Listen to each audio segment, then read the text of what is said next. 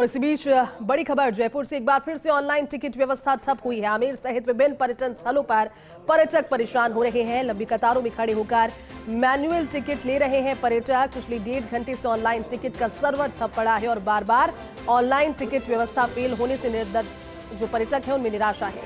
सवाल क्या पुरातत्व विभाग ऑनलाइन टिकट व्यवस्था को लेकर के कोई ठोस कदम उठाएगी, क्योंकि बार बार इस तरह के ग्लिच आना, ये परेशानी होना, जो पर्यटक पहुंचते हैं उनके लिए तो परेशानी है ही, लेकिन साथ ही साथ जिस सीजन का इंतजार किया जाता है, जिसे गोल्डन सीजन राजस्थान के लिए टूरिज्म का कहा जाता है, उसमें अगर इस तरह की परेशानियां पर्यटकों को होगी तो अगली बार के लिए फिर उनके जहन में वो एक गलत छवि, एक परेशानी वाली जो जो प्रोसेस होता है उससे अगर होकर गुजरना उन्हें पड़ेगा, तो फिर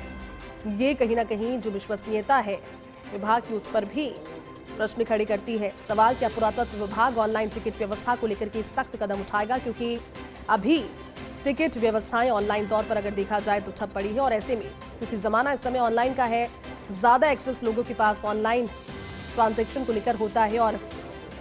लोग अभी परेशान हैं, मैनुअल उन्हें टिकट लेना पड़ रहा है। ज्यादा जानकारी देंगे हमारे साथ एसोसिएट एडिटर निर्मल तिवारी जुड़े हैं। निर्मल जी, परेशानी तो है वाकई में, लेकिन सवाल ही क्या पुरातत्व विभाग ऑनलाइन टिकट की व्यवस्थाओं में कोई कदम उठाएगा, क्योंकि ग्लिच चल रहा है आज के ज़माने में जब सभी के पास में ऑनलाइन व्यवस्थाएं हैं। ऐसे में परेशानी और साथ ही मैनुअल टिकट लेने के लिए लोग मजबूर हो रहे हैं। निर्मल जी,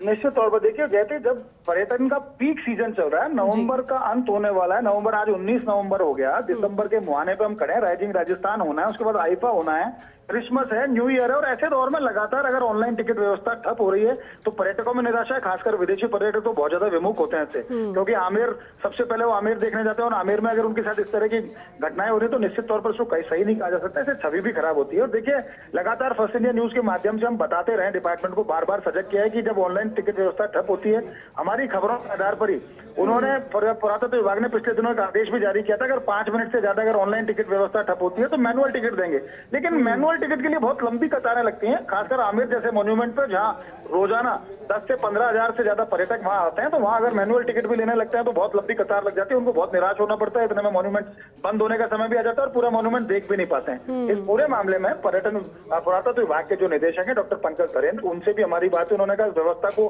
सुधारने के लिए कोई ना कोई ठोस कदम उठाने के प्रयास तो कर रहे हैं, लेकिन उच्च स्तर पर इसके लिए मीटिंग होंगी, मीटिंग्स के बाद ही निर्णय होगा कि किस तरह से ऑनलाइन व्यवस्था को लागू किया जाए, इसको लागू रहने दिया जाए या इसकी जगह वापस से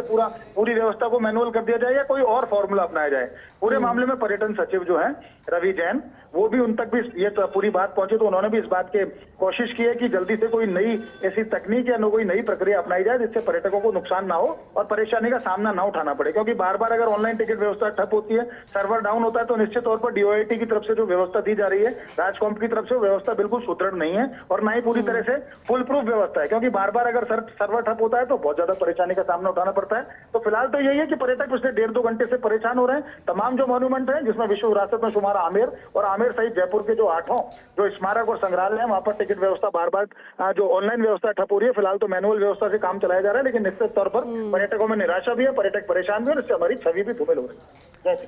ठीक है निर्मल जी, शुक्रिया इस जानकारी के लिए।